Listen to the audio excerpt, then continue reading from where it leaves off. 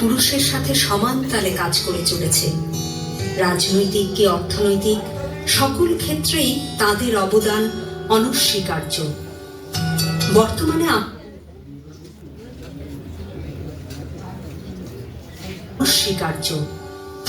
বর্তমানে আমাদের দেশের প্রধানমন্ত্রী, বিরোধী দলীয় নেত্রী, স্পিকার থেকে শুরু করে সকল অবস্থানেই বিরাজমান নারী। কিন্তু তারপরও কি থেমে আছে নারীর প্রতি সহিংসতা, নির্যাতন?